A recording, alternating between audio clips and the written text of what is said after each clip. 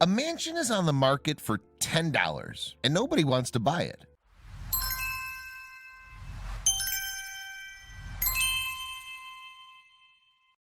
Only a few of us will ever have the privilege of owning a mansion. It's fun to picture ourselves lounging by a huge pool or in a movie theater that happens to be in the basement. That being said, what would you do if a multi-million-dollar home was on the market for less than $20? A 111-year-old mansion in New Jersey has been put on the market for $10. The only thing is that there is one gigantic catch. It's beyond hard to find a reasonably priced house in the New York metropolitan area. According to recent Zillow listings, the median price of homes currently listed in the area is $342,000. It's not exactly pocket change for most people. So when a gorgeous mansion went on the market for $10, people flocked to the open house. Weirdly, no one made an offer on the suburban monstrosity. You won't believe the reason: the mansion never had a buyer. The 111-year-old colonial-style mansion is located in the suburban town of Montclair, New Jersey. It's the ideal location for any family looking for their forever home. The area is surrounded by great schools, country clubs, shops, and restaurants,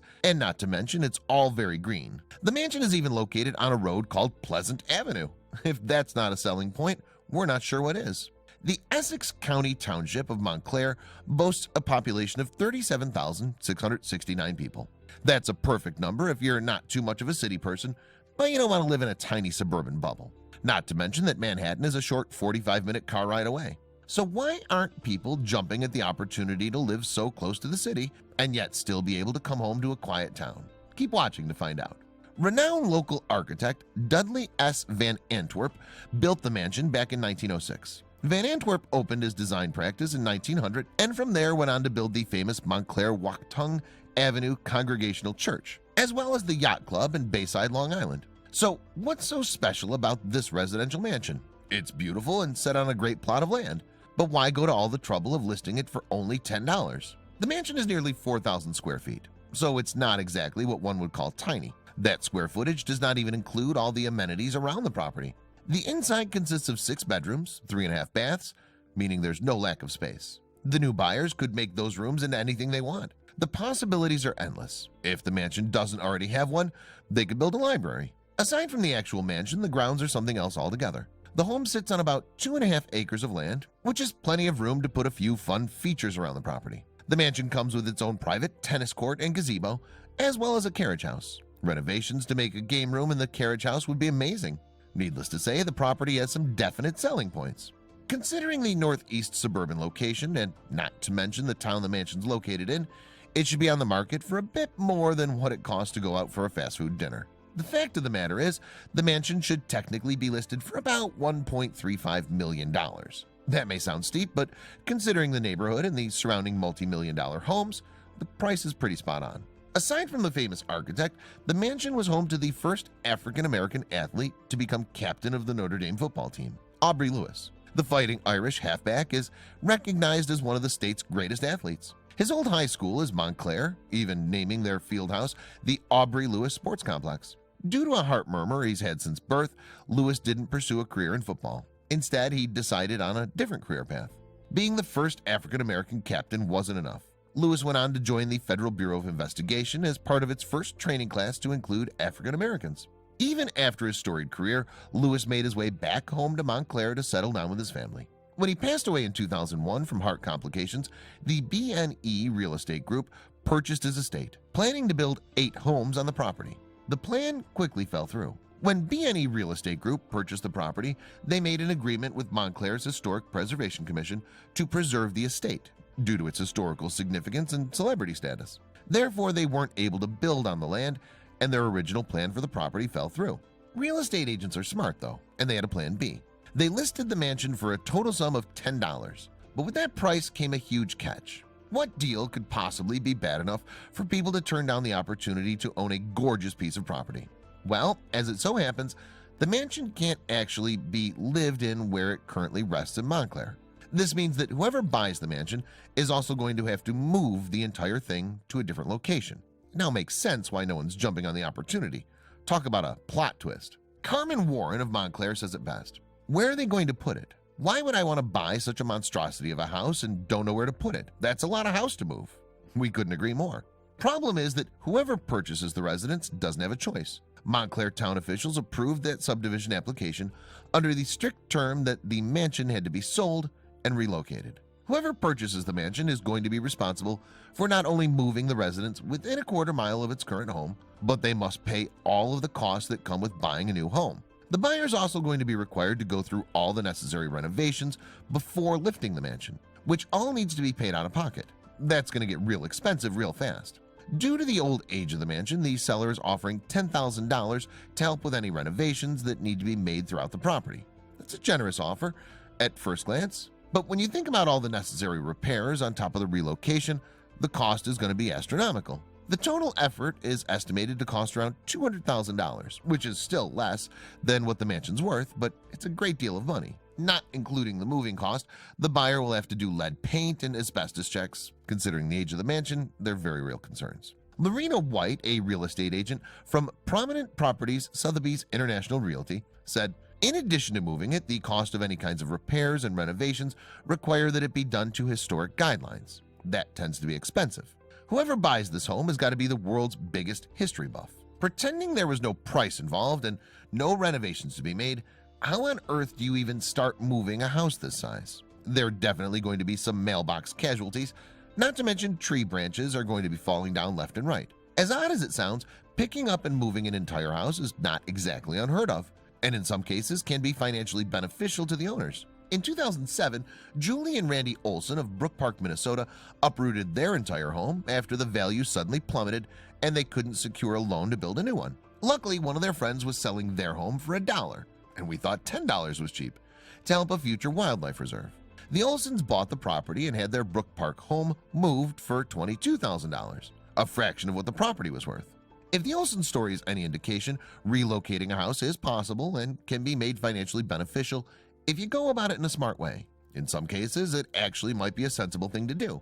Not to mention that once it's relocated, you're not going to have to worry about those costs ever again. Maybe a fix here and there, but nothing like the initial cost of renovations and uprooting an entire home.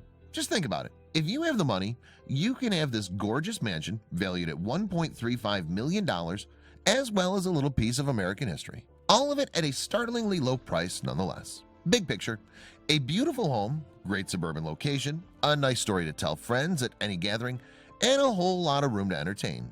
All you need to do is skip buying a movie ticket every week. Unfortunately, due to the lack of buyers, the house was demolished in May of 2018. Because of the subdivision agreement, the Historical Society had no ground to stand on, and therefore they had no choice but to let the town take over the land.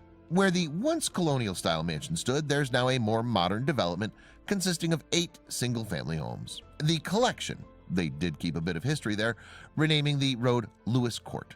A pair of real estate agents, sisters named Gladys and Carla Spizzeri, got the shock of a lifetime when they showed up at one property. They'd heard rumors about it, and now the time had come to see if it were true. The property, located at 148 Jane Street in Toronto, Ontario, was completely normal looking from the outside.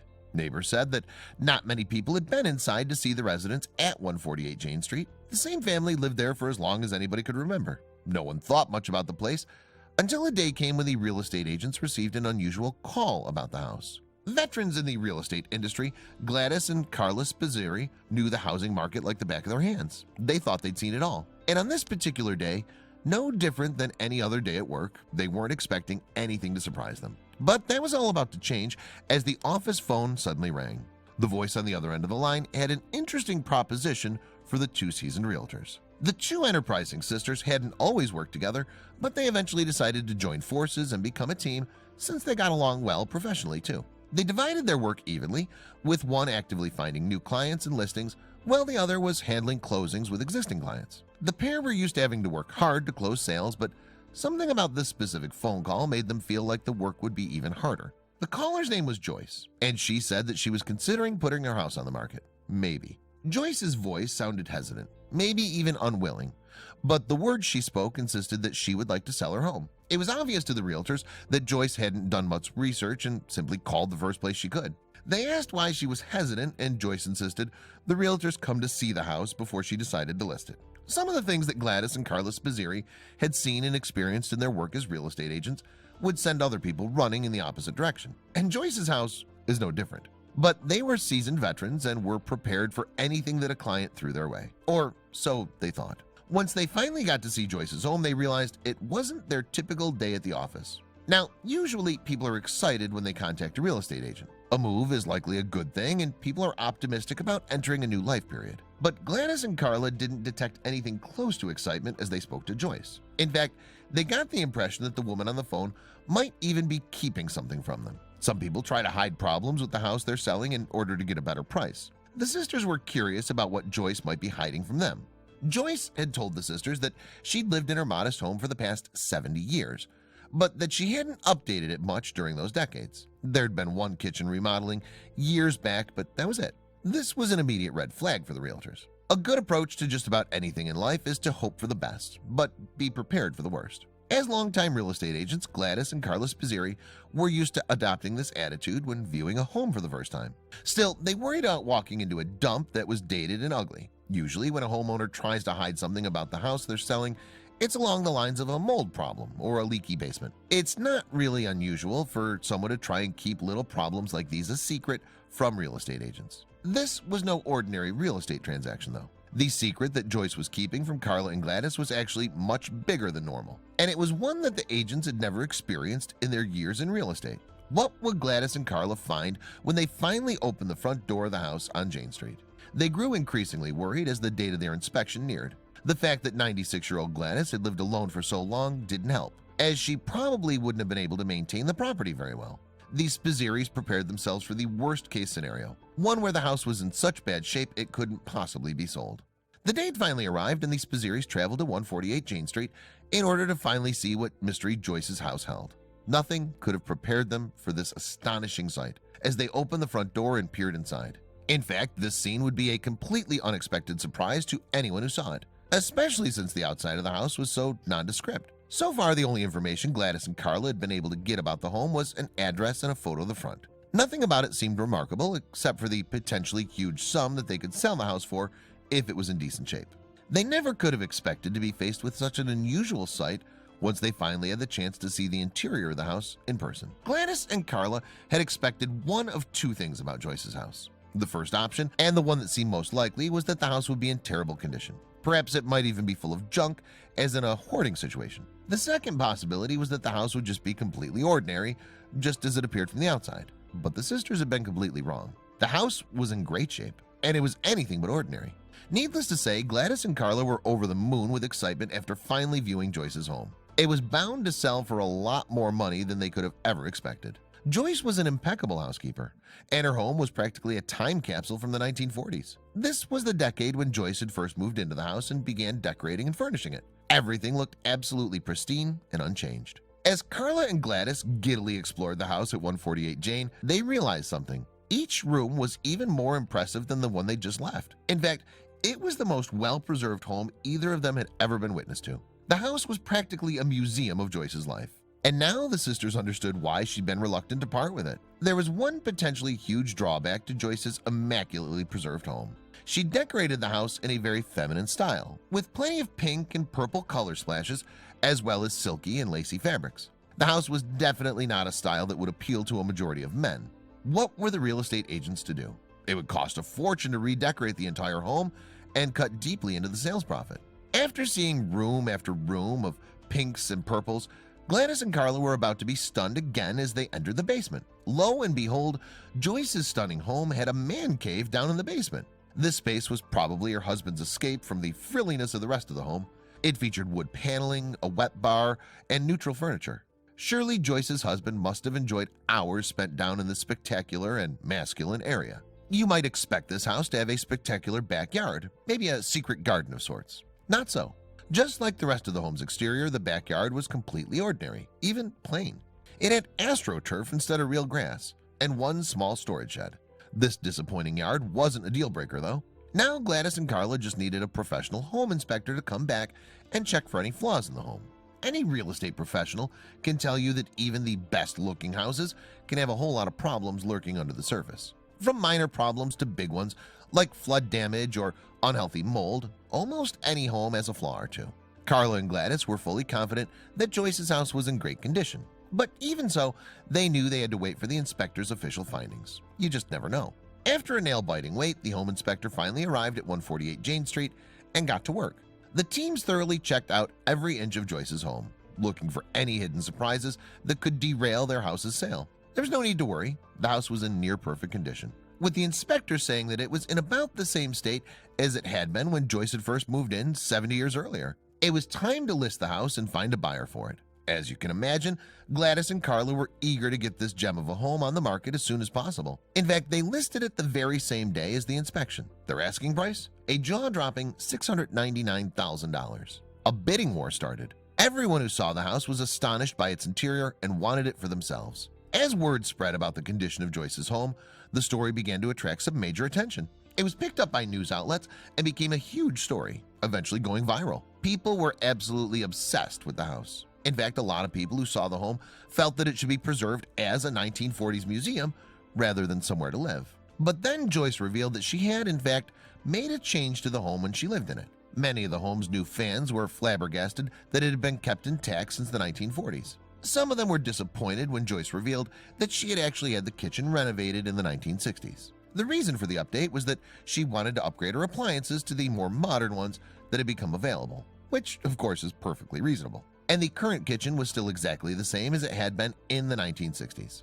Joyce had always enjoyed interior design and had furnished her home at 148 Jane Street exactly the way she wanted it. So why was she willing to leave it after 70 happy years in the house? Well, Joyce was finally ready to retire. She was going to move into a retirement community and enjoy her golden years in comfort and relaxation. Even so, it must have been difficult for her to leave her home behind.